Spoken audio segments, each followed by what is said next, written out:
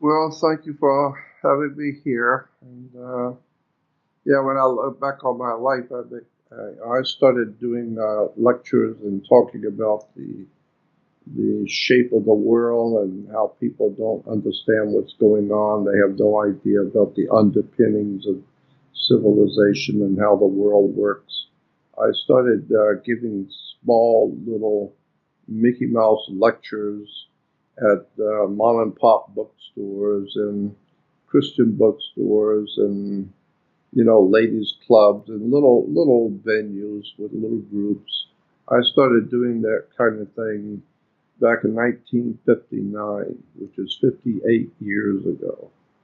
And 58 years later, I'm still doing it. Now I'm doing it on radio and doing it around the world. But I've been talking about the subjects that I deal with for 58 years, and believe me, I'm tired. I'm very tired, but I also realize that there are so many people who are hurting in this world, and so many terrible tragedies going on. And I know, because I roam around the world, I know that people, generally speaking, don't know what's going on. They have no idea in the world. They have been, kept busy trying to pay bills and stay alive, and so they don't have time to take, a lifetime of 58 years and just sit back and read and study about how the world works and what the words that we use, what they mean, and where the ideas have come from, and where the concepts and the belief systems and things that we believe and things that we do, where did they start? Who started it? Where, what does it all mean? So basically, most people are here today because they were born, and they do whatever it is they do by the seat of their pants because they don't know what they're doing. And then one day they pass away and leave this world. And while they were here, they had no idea where they came from, and they had no idea what they were doing here. And when they leave here, they have no idea where they're going. And so that's the story of the human race. Nobody knows nothing. So the problem has been education. Education is the bottom line on all the problems of the world today. It's quite simply education. How well informed are you? And how well read and how sophisticated in your thinking are you as to where you are in the world, what you're doing, and when you leave here, where you're going. And so, like I said, most people don't have time to think about such things. They got more important things to do, like a basketball game and Paris Hilton and TV shows and worrying themselves sick about North Korea and so I just sit back after some 58 years of trying to educate people as to how the world works, and I realize today that I have spent my entire life on subjects which most people don't even know exist, and the majority couldn't care less. And so it's been very disheartening to me doing what I do and being who I am. But, when you reach 77 years old, it doesn't matter, what you've done with your life. It's too late anyway. And you've already done it, so what? So I did the best I could at trying to educate my fellow man, but I became aware rather quickly that most people are not interested in education. People are not interested in knowledge. They don't care. They don't care a thing about knowledge or wisdom or understanding.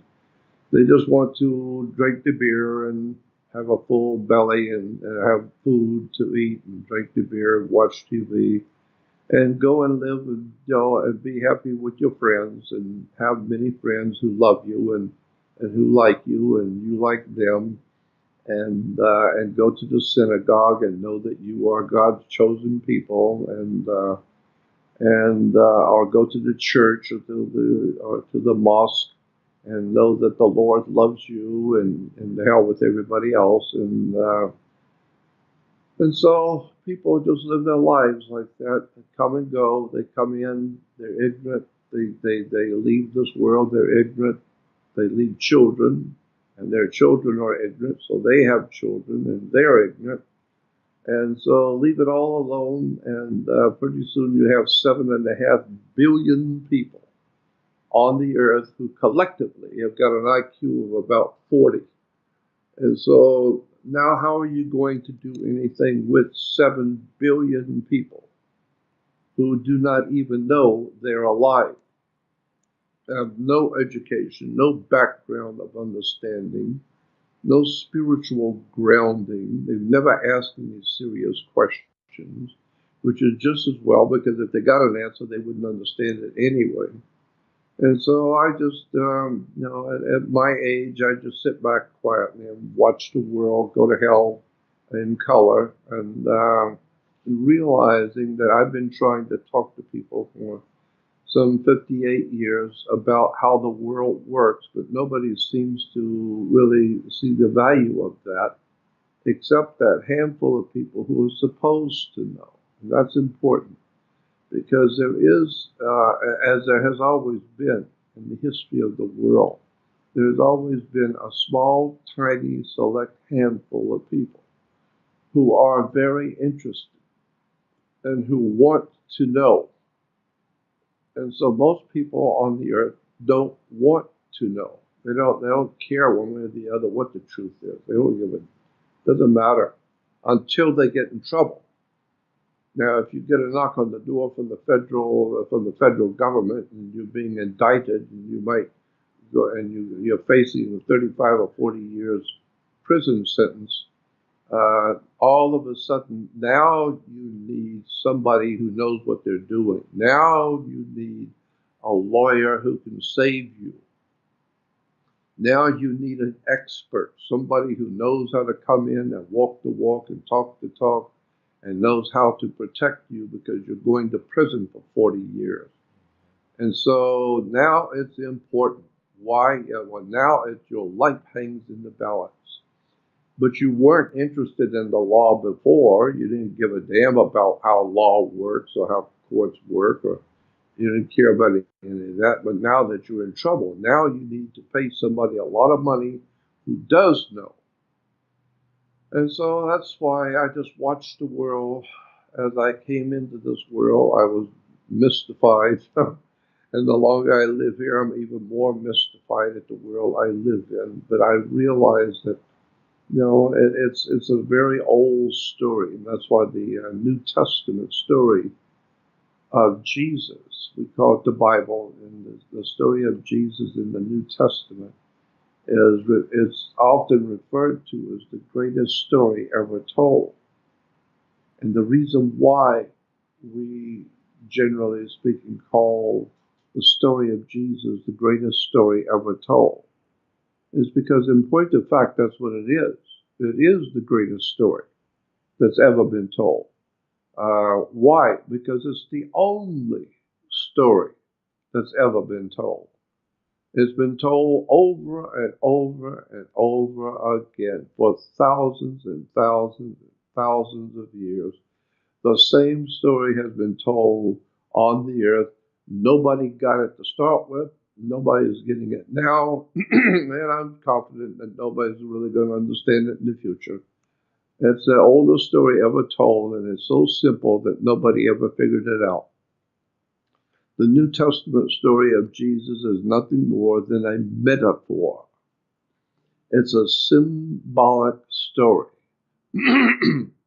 and that's why the Bible has Jesus saying to the people of his day, you have eyes but do not see. You have ears but you do not hear. And with your heart you do not get the sense of it.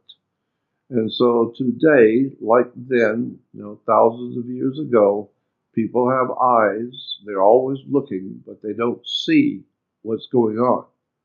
And they listen and they hear, but they don't hear anything. that makes any sense. It does. And with their heart, they don't get the sense of what's going on. So, but there's always been a handful, a select tiny handful, that will sincerely want to know, and they will be given because the scripture says, knock and it will be open, seek and you will find, Exactly. ask and it will be given. So unless you're out there knocking and seeking and asking, then it's not going to be given. I mean, you can act like you can sit back in your lawn chair and talk about, oh, I wish this was wrong, I wish that was better, and I wish this and I wish that. Yeah, well, it doesn't mean anything. You can sit back there all you want and talk about it, but if you don't understand what's going on, then you might as well go on and have your beer and go on to go to the ball game. Don't worry about it because you don't have anything to say about nothing anyway. And so I've said it many times, but I think it bears witness again to say that the American people, we do not have any power to do anything. We do not have any power to accomplish anything. And the reason why is simple because knowledge is power. And the American people have little to no knowledge about how the world really works, what's actually going on the earth and how it works. Very few people have that kind of sophisticated knowledge. And usually those people that do have that kind of knowledge are very bright, smart, and very clever, and they know exactly how this whole dark, dirty world system really works. And they will use it to promote themselves. They will use it to trample over you and your rights and use it to make themselves wealthy and powerful. But generally speaking, even the people in power today have no real knowledge of how the world works. And if they do, they know that they need to do whatever they're told to do because you can be killed today. You can die today in America if you know something you're not supposed to know, and if you go against the powers that be, you can be removed. And so people in politics and presidents and all the congressmen and people like that are in positions of power. They know that there is a power unseen that they have to abide by, and if you try and do anything with it, it'll kill you. John Kennedy wanted to face up to it, and they killed him and others in the past. So the bottom line is that knowledge is power, and so many people don't know what's going on. That's why they can't do anything to change anything. I mean, we like to brag about how we in America have the right to elect our leaders, but you don't have the right to select your leader. You can only elect, not select. And so any good person who could be of real value to the country will never be allowed to run for anything. And if there were, what there's probably never been, if there was someone who was truly a spiritually strong, powerful person in their own right, who wanted to do what was good for the country and for the people, and if they stood up and if they had the financial backing to run for president so that you would have an incredibly important person running for president who was very, very good, very honest, believe me, he would be assassinated. That person would be killed before they even got into the running. Because that's the way America works. If you know something you're not supposed to, they'll whack you. And you said if these leaders, they do follow I guess, they have certain guidelines that they That's follow, right. and and they're pretty much puppets. We all know that. Even people that aren't into this type of thing that me and you and other people listening to this podcast are into, the alternative conspiracies, ancient arts, ancient mysteries, etc. Everybody knows that everybody in DC, they're selected to be there to pretty much to be the front man of the Cabal. So with Trump in office now, do you think that, because you brought up assassination a while ago, do you think it's possible with him kind of butting heads pretty much on the world scene? Do you think that it is possible that, I don't wish this on the man, but if he keeps bumping heads with the Cabal of the world, do you think that they will try to assassinate him as well, just like JFK? Well, I mean, the JFK wasn't the only one. Garfield and Abraham Lincoln and Anwar Sadat and God knows all the rest of them. You sit here for an hour and name up all the national leaders, important people have been assassinated. And so anything is possible. But I think that Trump is different than any other president. I mean, I've only been around for 77 years. But in my 70s... But he is different, though. Well, the thing about Trump that is interesting to me is that he actually talks and does things. Because in all of my years of being on the earth as an old man, I look back on my life, and all of the presidents and all the big important people that run the planet, they all have a modus operandi. They all have one way, a method of operating. They all look very, very sharp. They all have their $500 mohair suits and $2,000 hairdos and all that. But they don't say anything. The presidents come out and they're a little babbling about this, a little babble about that. Most presidents are very scripted. Yeah, and so they have nice suits on. They are very well dressed. They're highly protected. They are like kings and rulers. But in point of fact, communicating with the human race on the earth, they don't do that. Presidents and kings and rulers and Princess and Queen Mum and Prince Charles, they don't communicate with the poor slob in the street. They don't give a damn about the people. They call them commoners, So they don't care about commoners. They don't care about your family and your wife and children. They couldn't care less. Like George Carlin said, they don't care who you are. They don't care about you, period. And so, but Trump seems to be somebody who actually says things. I don't care one way or the other. I've been apolitical all my life. I've never voted for anybody my whole entire life. Even when I was in junior high school, I never voted for anything, ever, and I never have. But I'm not supposed to. I'm not supposed to vote for anything from day one. From the day I was 1 year old, I'm not supposed to vote for anything. And so that's why I haven't. I'm not supposed to take drugs or alcohol and all of that kind of thing and hallucinogenic drugs. I'm not supposed to. So that's why I never have.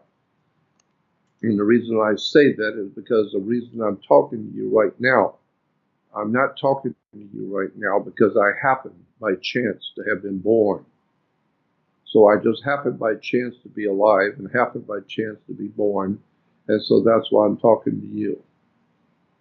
I wasn't born by chance. I'm supposed to be here. I've been given something to do.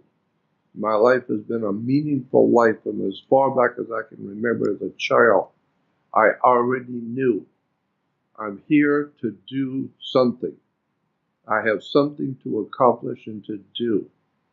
And so as far back as 7 and 8 years old, I already started having otherworld experiences that were training me and guiding me to prepare me to be who I'm going to be when I get older.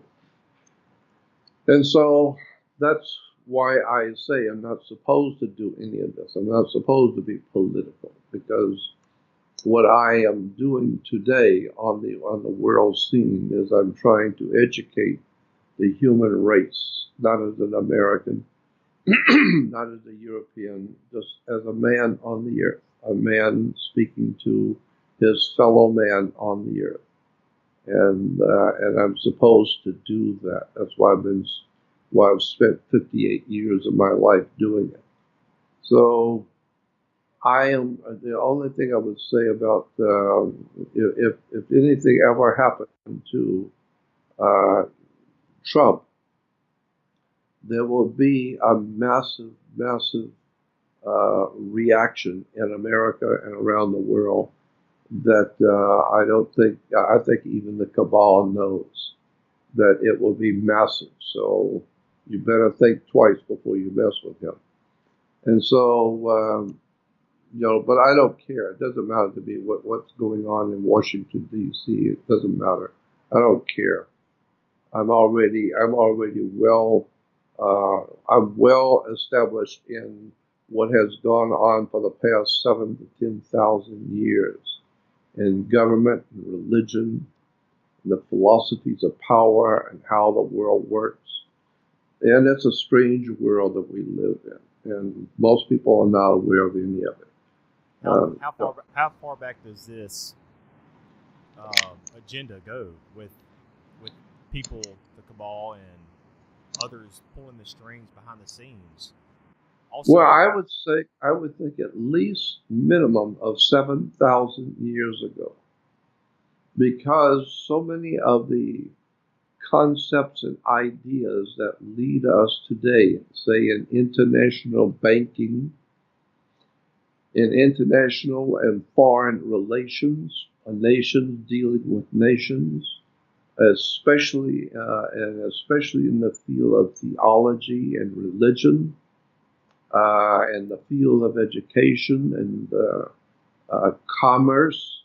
All of these major foundations for humans to live on the earth can be traced back to at least 7,000 years ago, to the proto-Sumerians, the Phoenician, the Canaanites, the Hittites, going, and then from there going into the Ottoman Empire, eventually also in the Grecian Empire. The ancient Greeks picked up on all these foundational concepts and ideas and incorporated them. I don't mean to cut you off, Jordan, but what caused that spark back then? Was there some type of, I don't know, divine intervention or extraterrestrial influence back then? That's exactly what it was. Exactly what it was. Exactly. Precisely what it was. There was some sort of a divine intervention. And bringing that subject up, you need to understand that so many people talk about evolution, but evolution is not a legitimate subject to debate on a world scale. There is, of course, evolution takes place. We know that there is certain evolutionary processes that do take place in all of life, but not the kind of evolution that's been taught by the Marxist-Leninist Soviet communists,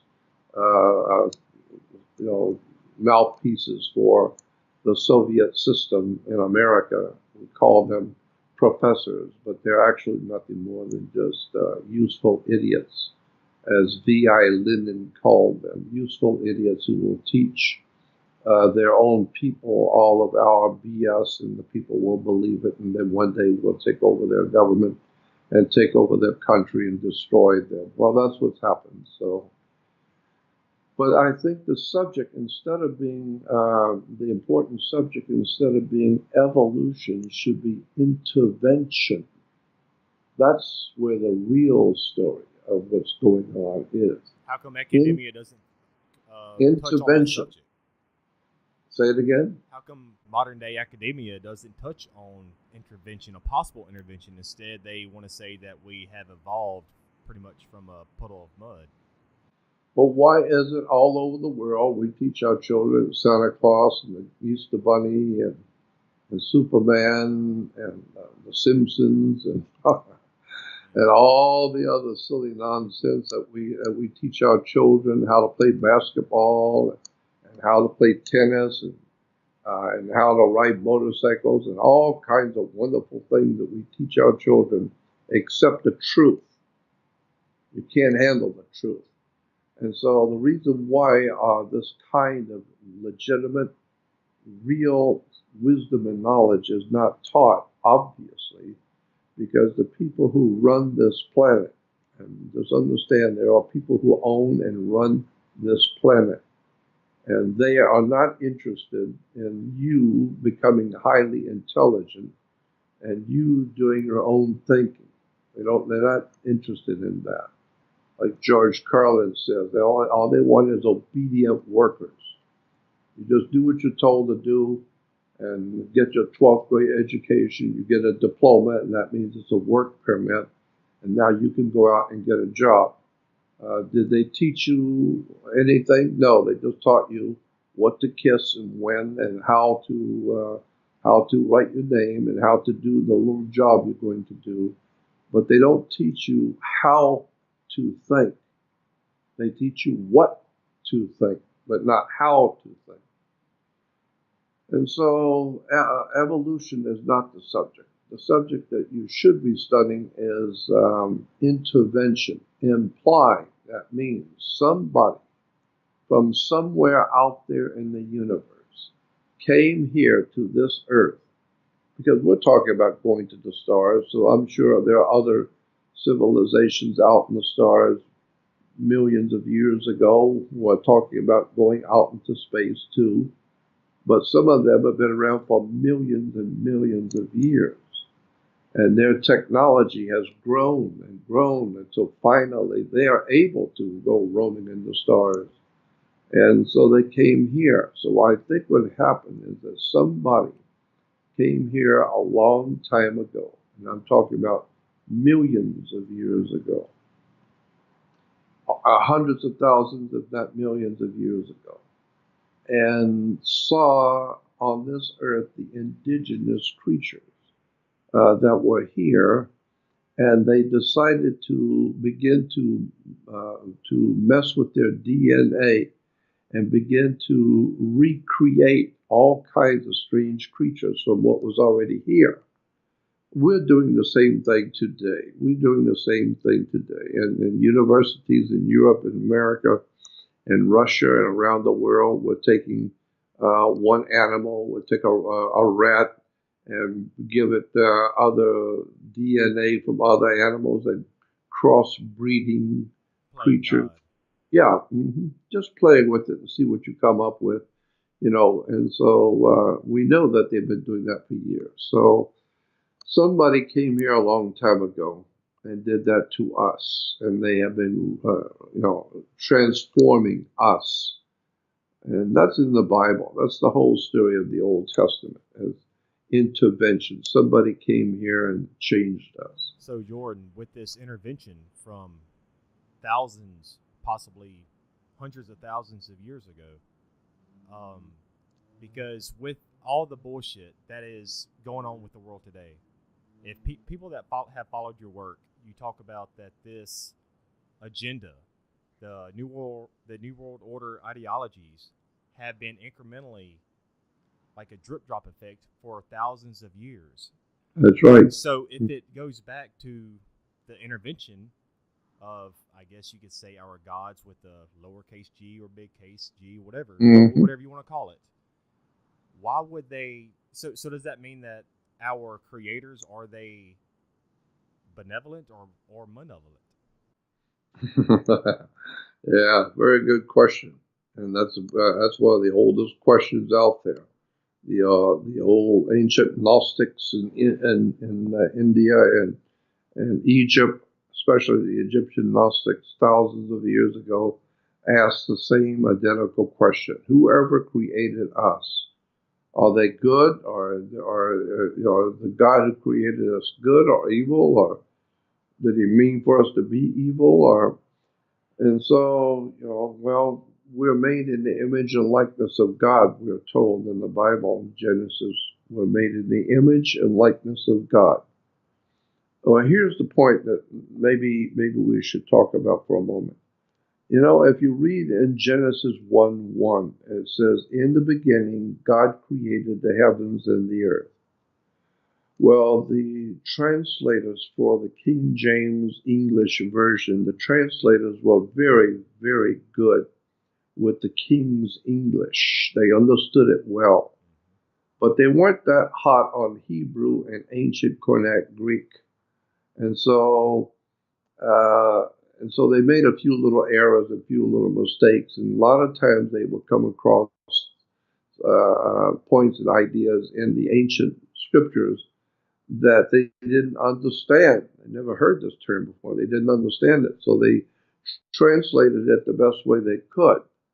And of course, that we coming along today, we think we've got the whole truth and nothing but the truth.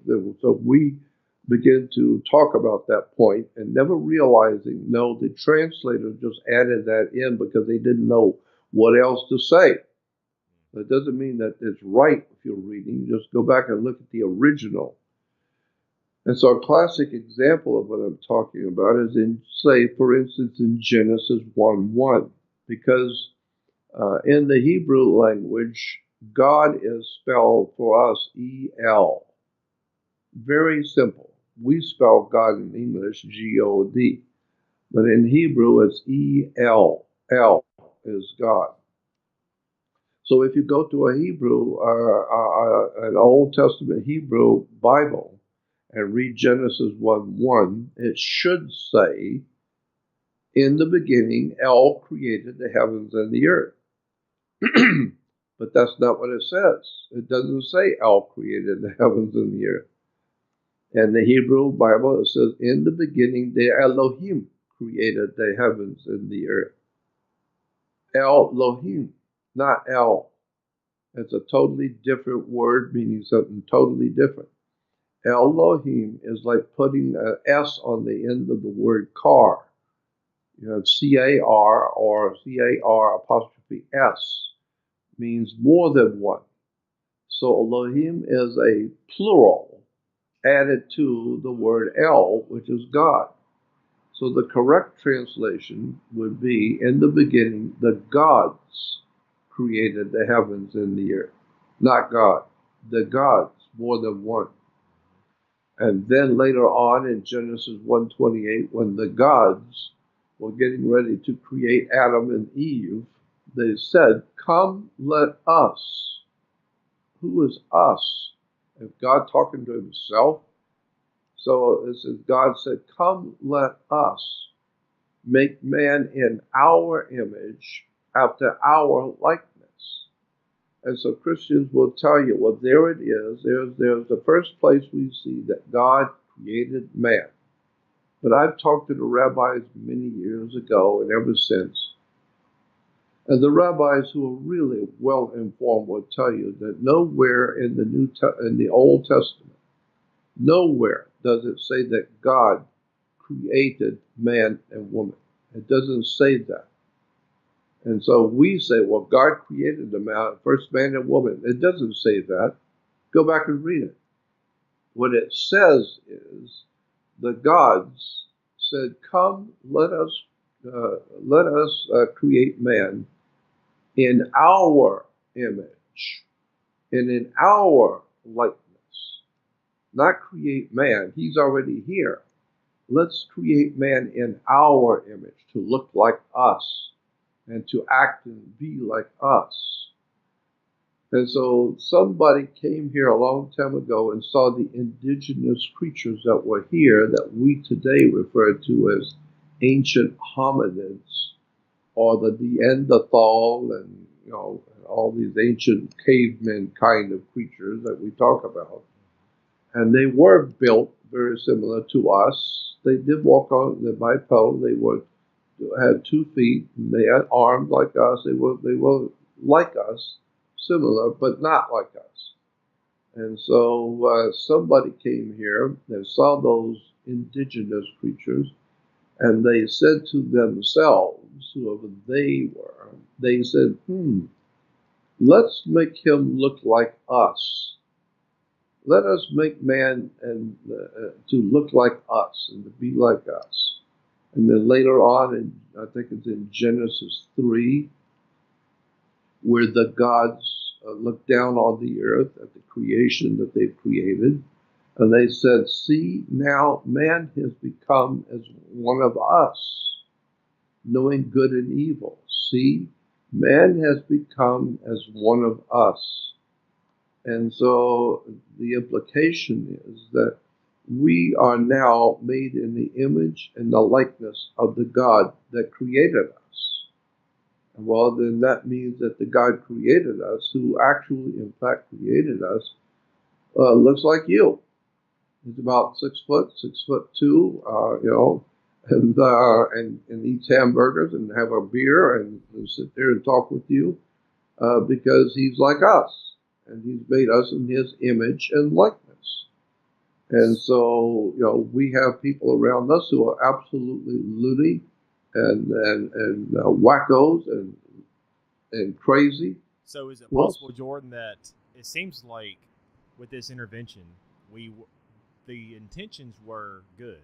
The intentions were really good of the gods that came to intervene. But do you think that there were a few bad apples, a few bad generals, I guess, for lack of a better term, and they kind of they did their own maybe experiments, or maybe they mind controlled their, I guess, us? Well, let me ask you something. Isn't that the story of the world? Isn't that what's happening today? Exactly. Exactly. And that's why I kind of bring it up, because it seemed like at first their intentions were good, according to your work and a lot of other researchers' work. But maybe you had a few bad apples that brought about these ancient arts, these ancient societies. The scriptures expressly says, "Let us make man in our image, after our likeness." So we're to be made like God, like the gods. Well, then if we're made in the image, looking like them, and in the likeness, and now the way we act and live, if we're made in the image and likeness of the gods, then that would tell you that yes, as above, so below. As above in the heavens, the gods, there are many extraordinarily brilliant, important gods who are good and decent and want to do something of value. And then there's going to be others who are there also, who are wicked and loony and strange, and giving themselves over to sex and drugs and dark secrets. And so, like us, there's all kinds of good people in the city, and then there's all kinds of ignorant people in the city, and then there's all kinds of criminals in the city. Well, we're made in the image and likeness of the gods who created us. So there's good, bad, and crazy, and indifferent, and loony in the spirit world also. We call them demons and devils and poltergeists and spirits and ghosts. So there's a whole world of knowledge out there that we've never been privileged to know about in relation to those who created us. I would like to give you my little theory on what we're discussing with that. And it might be just a little winded at first to bring up my point. Yeah. But, okay, let's go to the pyramids at first. There's pyramids all over the world. You have them in South America. You have them in the Middle East. Or Egypt. You have them in India, Japan. They're everywhere. In the United States, the pyramids are everywhere. And they're even saying there's pyramids in Antarctica. And so do you think that with this intervention that happened so long ago, let's say these gods, they came here, and I like to look at these gods, let's say they were like a bunch of generals in the military, and they were stationed all over the world to conduct their experiments. So, and because researchers have fathomed, why are there pyramids all over the world? They did not have this travel back then. So why do they have all this same type of technology? So with all these gods landing in different parts of the world when they came here to intervene with us, is it possible that the bad apples that I was talking about a while ago, they may have landed in the Middle East? Because what has happened over the past couple thousand years, wars, famines, rumors of wars, etc. Do you think something like that is possible? Of course it is. I was in business with Zecharia Sitchin. I didn't just know him. I was in business with him. I got him sent to 5 different countries. I helped get his books published. I got him into speaking at international conferences and radio and television. And because I was in business with him for quite a few years, I had opportunities to sit and talk with him over and over and over again, all over. Every time he would go to some foreign country or whatever, I would sit and talk with him, and I asked him all kinds of questions about this kind of thing too. And so, yeah, it's overwhelmingly obvious that somebody came here. They're very highly intelligent, but they're not human. They've come here. They look like you. They look human, but they're not. And so in South Africa, for instance, in Central and South Africa, there's mining companies that have gone down into the earth so far, far more than any other mining companies do. And they've gone down into the earth where they've hit strata, which is at least 3.5 billion years old. And paleontologists all over the world agree. All over the world, paleontologists agree that if you go down to a certain depth, way down, that you're going to be in strata of the earth that's at least 3.5 billion years old. And so when they go down there and they're digging, they're bringing up handmade artifacts, beautiful handmade artifacts, molten metals that are carved into and made into simple little artifacts with writing and printing on them, and things that we are amazed to find in strata, which is 3.5 billion years old, intelligently handmade artifacts out of metals, the different kinds of metal, out of gold, etc. And so the implication of that is that somebody was here, obviously, 3.5 billion years ago, and they knew metallurgy. They knew how to melt metals and carve artifacts with different metals. And then they died and left it where they were. And so we're talking about 3.5 billion years ago, somebody was on the earth creating handmade artifacts. 3.5 billion years ago. So is it possible that there have been many throughout millennia, many of interventions throughout the ancient history, up to a couple thousand years ago, 100,000 years ago, and like you said, 3 billion years ago? Mm-hmm. Or 3 million years ago? I would say up till last Wednesday, because whoever and whatever that life form was, 3.5 billion years ago, they obviously came here from somewhere, and it implies that they were a lot smarter than we are, and they could still be here. You know, they reproduce too, so maybe their kind are continually reproducing themselves like we do, but they were far smarter than we are.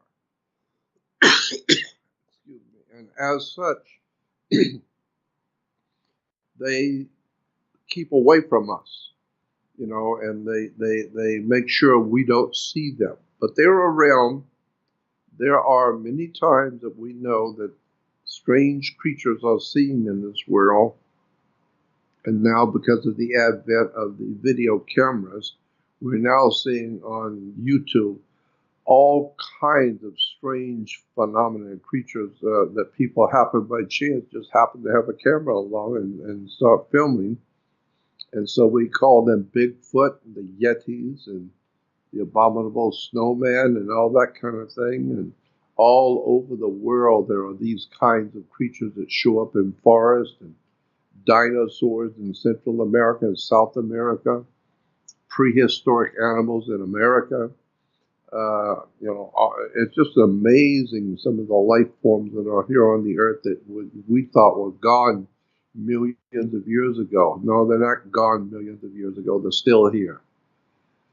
And so it's an extraordinary story of the betrayal of the human race by not telling the people of this world the real history of the earth and the powers that be on it, and the secret powers that guide the destiny of the human race.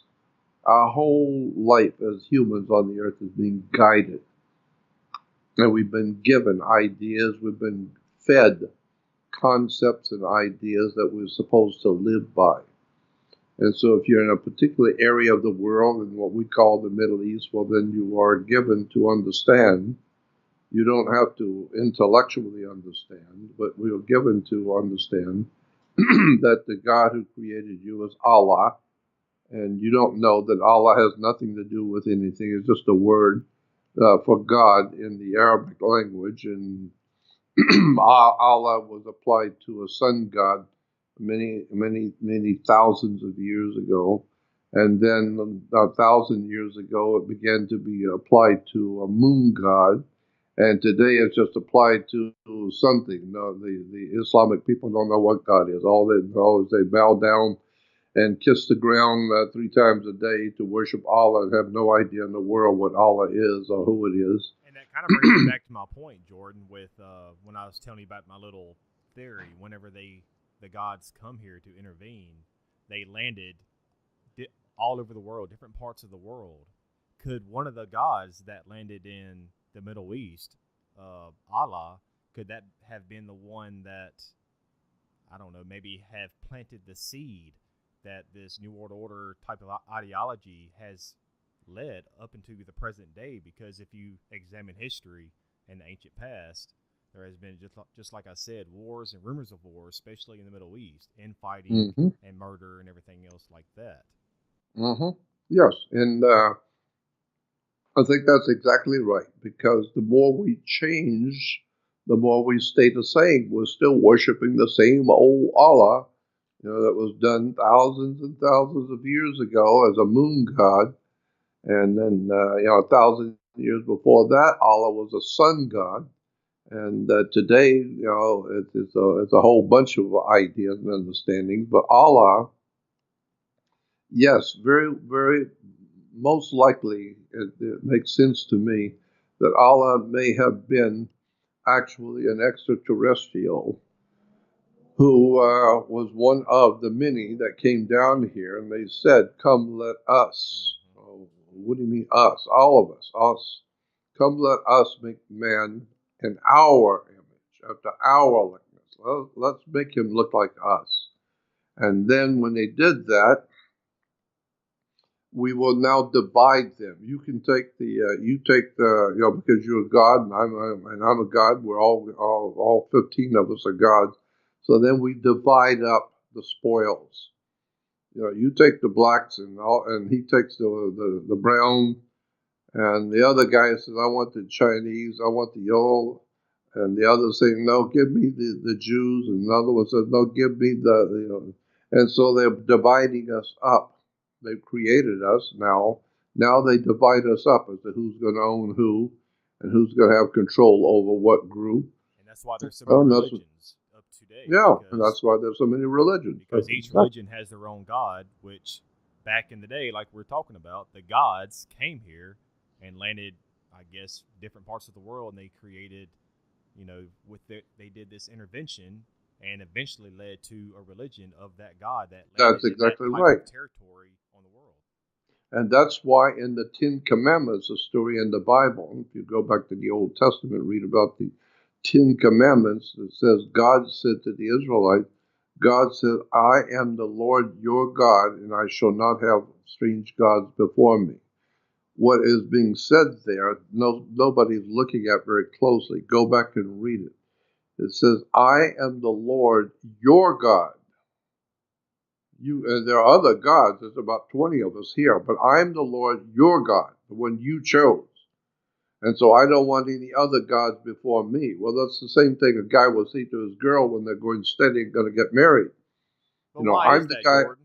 Is that because, do you think that these gods were infighting amongst each other?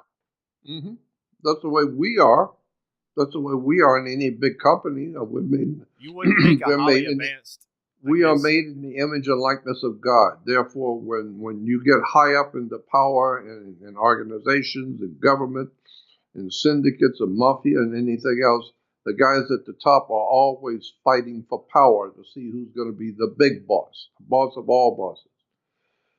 And so I'm just saying that this is why, the guy says to his girlfriend, that they are engaged and to be married. Well, I'm the man in your life. Yes, there are many other handsome and good-looking men, and there are many young men around. But I'm the man that you are committed to. So I am the Lord your God.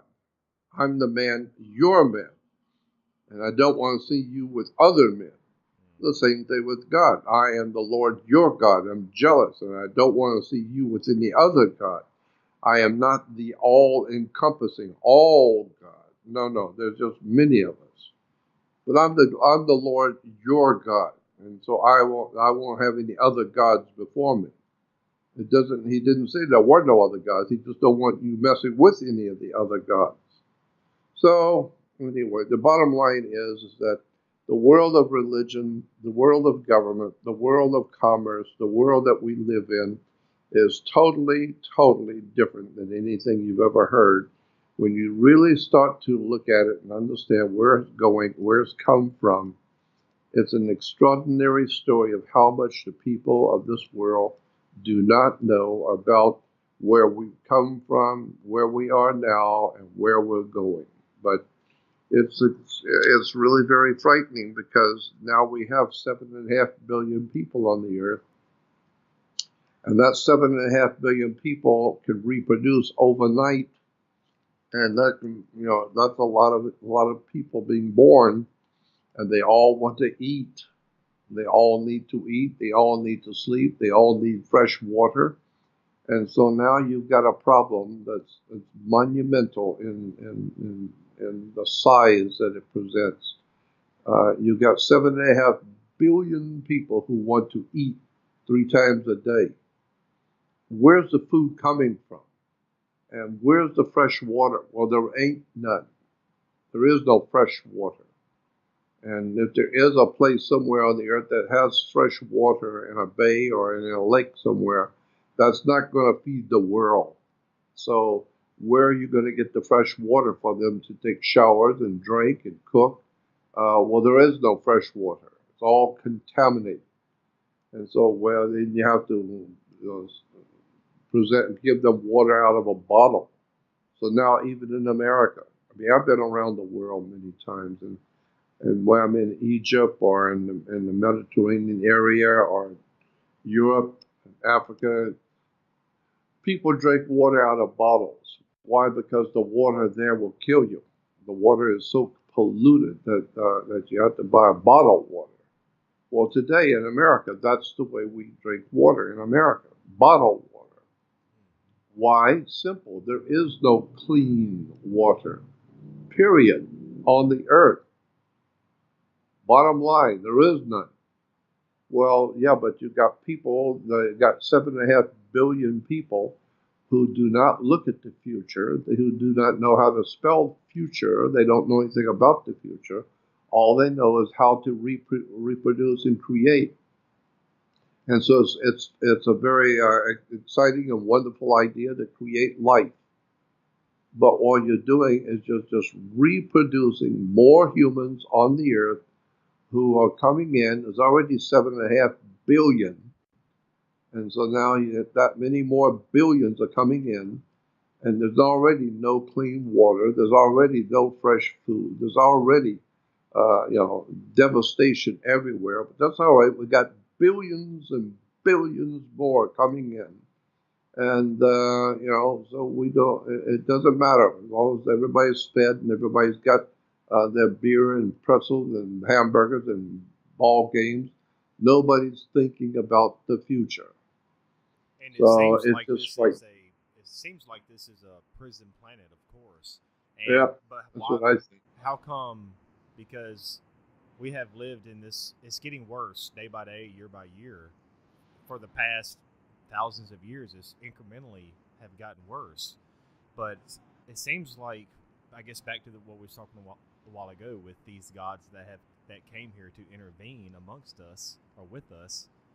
It seems like the evil gods, if lack of a better term, it seems like they are winning. They have created this prison planet amongst us, and they use certain leaders amongst the world. We call them the Cabal, the Illuminati, or whatever. It seems like they are winning. How come the good gods, how come they have not stepped in and intervened and have taken control of all this evilness that has been going on the past thousands of years? Well, I got to tell you, that's a very good question. I think I've asked myself that question, God knows how many times. You're right. How come we're the good God? We're the good that we're always talking about how God is love and God loves you and all of that. When in fact, no, the Bible doesn't say God is love. We hear that all the time. It's a mistranslation, a misunderstanding by people, like the Bible says, who are blind leading the blind, and they both fall into the pit. Well, that's what we have today. We call them clergy in the churches. They're blind, ignorant, ill-informed, and unread, and have no idea what's going on. And they teach the millions and millions of people in the churches the same stupidity and ignorance. And so it's the blind leading the blind, and they all fall into the pit. So once you begin to see that the whole world has been misled, it's just incredibly frightening, because I can see where the world is going. More and more people are being born every day. Nobody thinks about that. Nobody's worrying about it, and everybody's thinking, "Oh, we're going to have a baby. Isn't that wonderful? They're having a baby." Yeah, well, 7.5 billion people will multiply themselves into 10 billion. And that 10 billion will ultimately, within a few years, multiply itself into 13 billion. And eventually, we're gonna end up in a place where you've got the entire earth filled with people and an IQ of 40, where nobody has any education, no understanding, no spiritual grounding, no conceptual understanding of where we come from, what we're doing here, or where we're going. We just have more babies.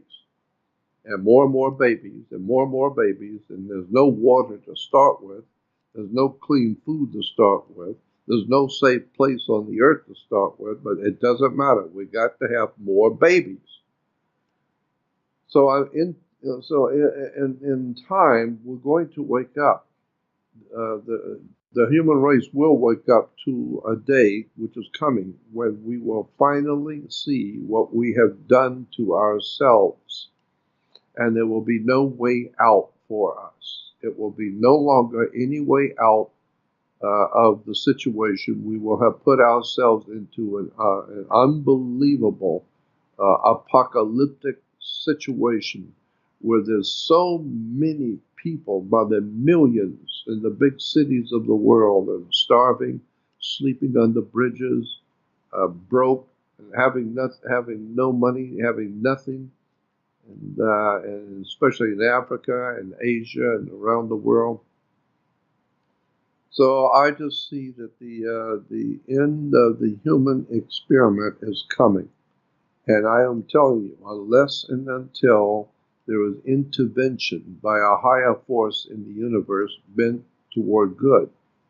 If there are such entities in the universe as good and creative gods or spirit entities who are here to help us or who created us, if somebody does not intervene from on high into our earthly existence and do something to help the human family, then there's just no hope for us, because the people themselves have no idea in the world what's going on. They have no education. They have no spiritual insight into where we are as a creature, as a creation on the earth. So here we're talking about going out to the stars, we're going out to the moon, and going out to Mars. Why? Because the people at the top know this earth is not going to be here much longer. It's going to be chaos soon, and they know it. The big shots who run this planet, they know what's coming. They can see it. 7.5 billion people reproduce themselves. We don't have enough food to start with right now. Well, wait till you have 17 billion. And that's not that far off. And so eventually mankind is going to have to get off the earth. He's ruined it. He's messed it up. He's polluted every single facet of the earth. And now there's 20 billion more people coming out. It's just a frightening situation. But Jordan, I don't think people like me or you are going to have a first class seat off world. If you know what I mean. Mm-hmm. And it's going to be the ones, the Cabal, the whatever you want to call them, the Illuminati, the leaders, the ones that call the shots behind the scenes, the ones that have the money to put these corrupt politicians in office, the ones that are calling all the shots. They're the ones that's going to get this first class ticket off world. Oh yeah, you're right. So you're not gonna get nothing.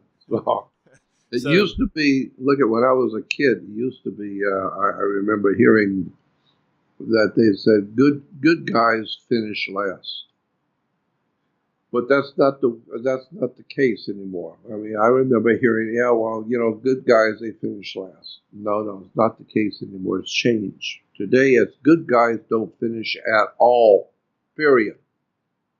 If you're good, you will either die, or you're going to be broke, or thrown into prison, or mocked and finally die in a pauper's grave. If you're really good, if there's something really intrinsically good about you, you'll go to prison. In America, no good deed goes unpunished in America. And so if you are here in America, for instance, and you're trying to do something to help your fellow man medically or educationally, or to do something to help the human family in their condition, you will go to prison, and you will pay, and you will pay a horrible price, because the people who are in power do not want the people of America helped. They don't want to help them. They want them dead. They want them out of the way. They're tired of the masses of people in America who believe that they are free.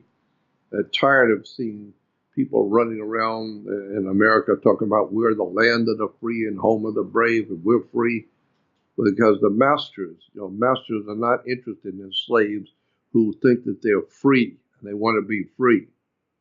That's not the way it works. And so they give us the illusion of freedom. Yeah, you got that right. And so it's just an illusion of freedom. Yeah. And so like George Carlin says, yeah, we're free. And Dick Gregory says the same thing. We're free to make all of our own choices. You can have chocolate or strawberry or vanilla. We can choose anything we want as long as it's ice cream. But that's it.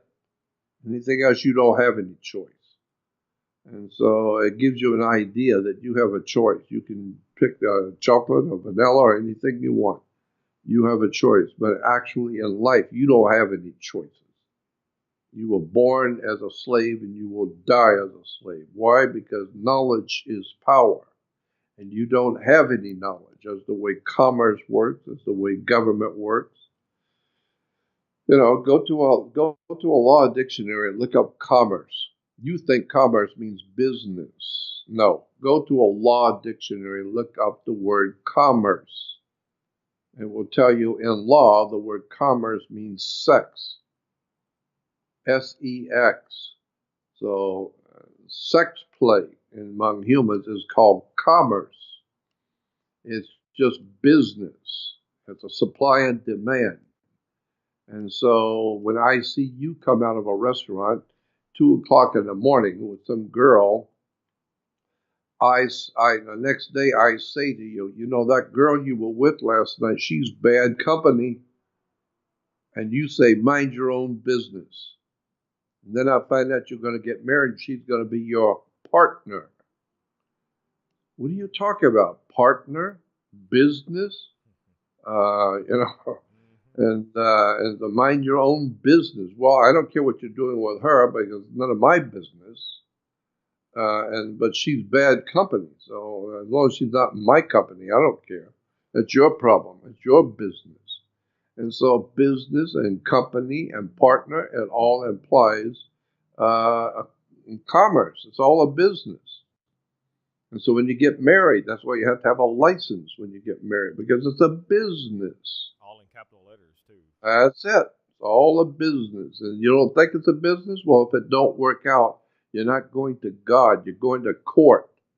And you better bring your house and your car and everything you own, including your wallet.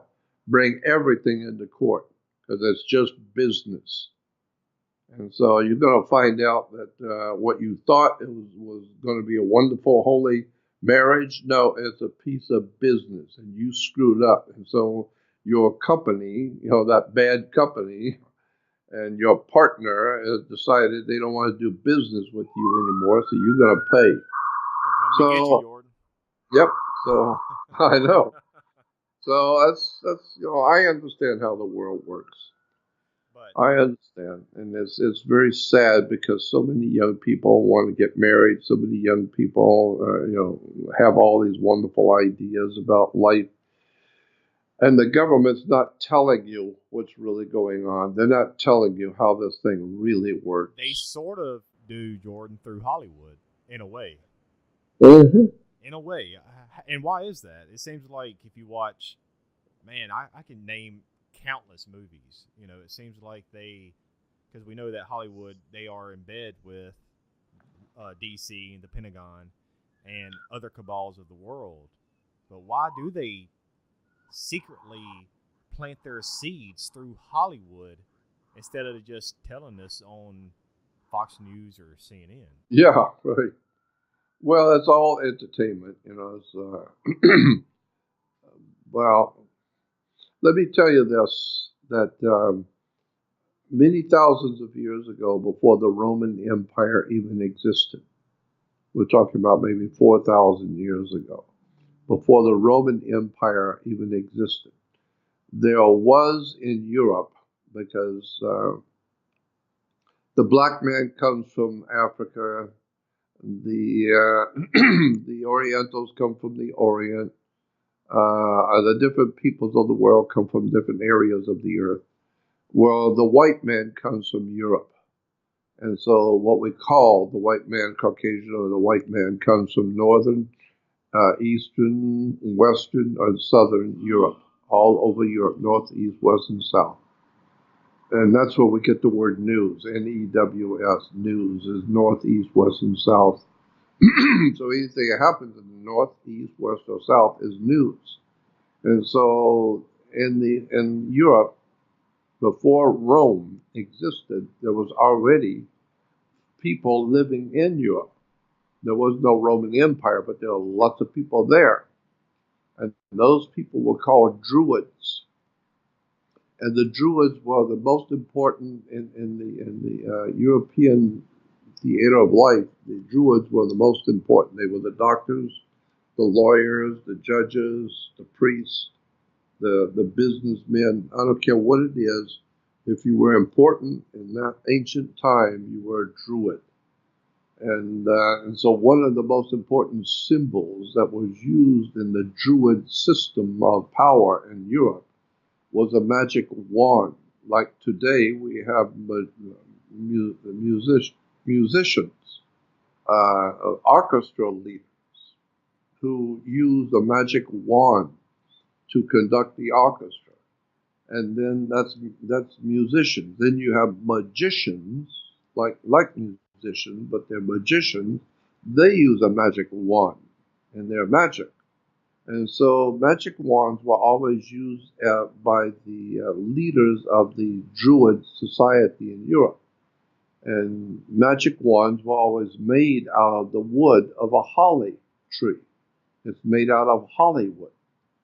And so today, all over the world, that we in America are working our magic of Hollywood on the whole world. And people pay money to go and see the movies that are coming out of Hollywood, never realizing in a moment, not even beginning to realize. Hollywood has been around for a long time. The wood of a holly tree. That's why on Christmas, it's very, you kiss a girl under the holly. And holly is very important during the Thanksgiving and especially in Christmas in the wintertime. Holly is green. And so it's used in the winter celebrations because it's still green where everything else is dried up and dead because of the winter, the holly stays green. So the holly wood, and that's why today we have something called the magic of Hollywood. And people don't realize at all that Hollywood is nothing more than a center for profoundly evil magic. Legitimate, de jure, real, preternatural magic. The word used to be supernatural, but no, that's the incorrect term. Supernatural means it's natural, but it's really, real natural. It's supernatural. But the correct term, when you're talking about the spirit world and demonic stuff, the word is preternatural, meaning not of this world, and not of the world that you live in. So the magic of Hollywood is preternatural. It's not anything that you think that's going on. It's something that you don't know what's going on. No one's ever told you. And so it's a very, very important for people to know that we are being misled by Hollywood, by the magic that's been going on for thousands of years. And today, of course, like the scripture says, by their fruits you shall know them. Well, what is the fruitage of the three major religions of this world? Islam, Christianity, and Judaism. What is the fruitage of those three religions? If it isn't war, bloodshed, violence, and hatred, and stupidity, and ignorance, and money making, and sex, drugs, and rock and roll. That's the fruitage of Christianity, Judaism, and Islam. So what is the fruitage of Hollywood? It's violence, corruption, ignorance. The implications are frightening for the human race. We have nothing going on in the human family that is helping people to understand the world they live in, where the words come from, and how to conduct yourself, and people go to court every day, never realizing why do you go to court? Well, you play basketball on a court, you play tennis on a court. So, how do you play tennis on a court? You play with a racket. Yeah. So once you begin to see how all of this is Hollywood magic, the whole Western civilization on the earth is all a magical, demonic depravity. And it's beginning to look like it now that it's all falling apart. Now it's beginning to look like some monstrosity that we didn't know what was going on. And now you're beginning to see the very portals of power on the earth. The American political system, the Russian political system, the whole international system of power on the earth is collapsing. There's wars and rumors of wars and violence, bloodshed, the lack of clean water, no food. It's all very frightening, and it's all coming to a head, and it's all coming to a head very soon. And the people have never been told any of it.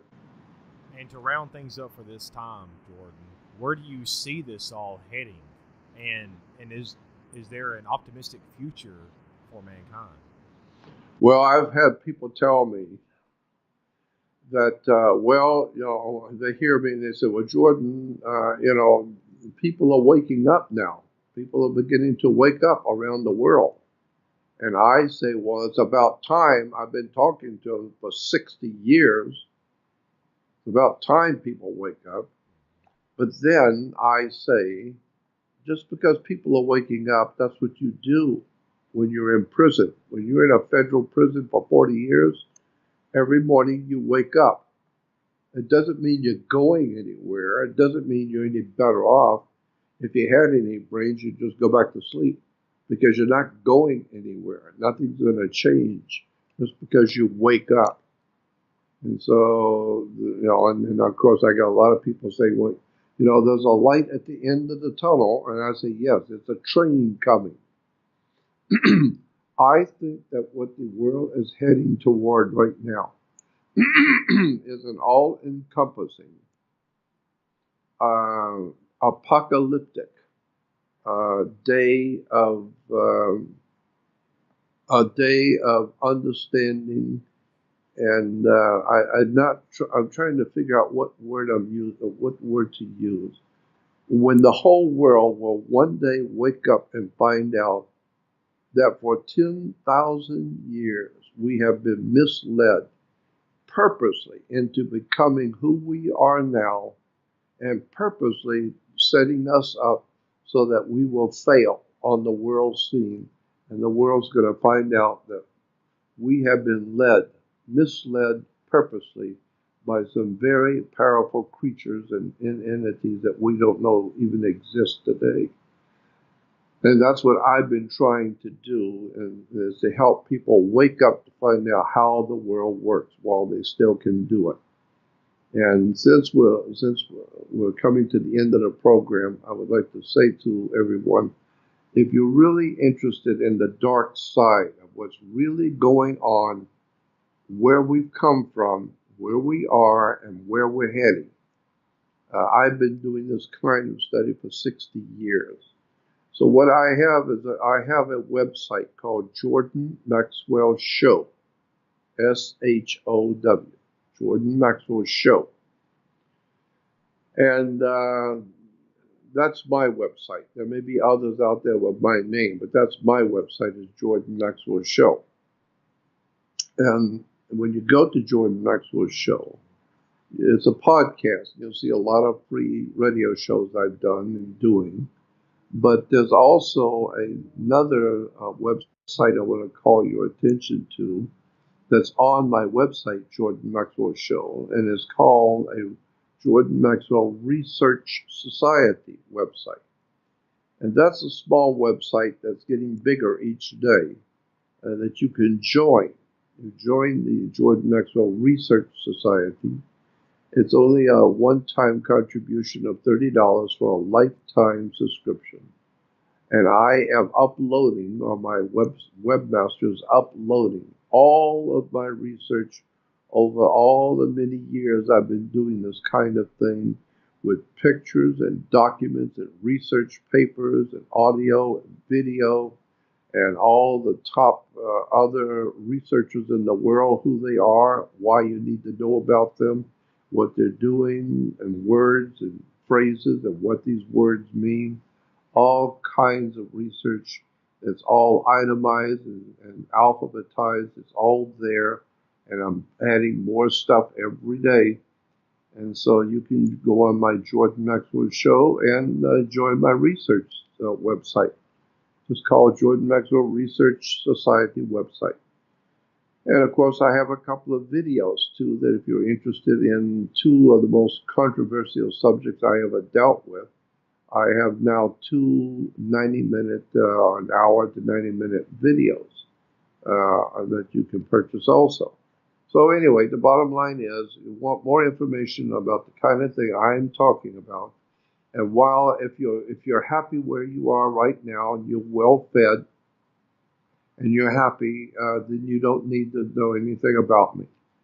But if you're smart enough to know that things are happening in the world and you're going to be affected by it real soon, and if you're smart enough to know that, and if you're clever enough to know the importance of real knowledge, about how the world really works, then go on my website and join my Research Society website. And you'll find out there's been a world of knowledge that's been held from you that you didn't know.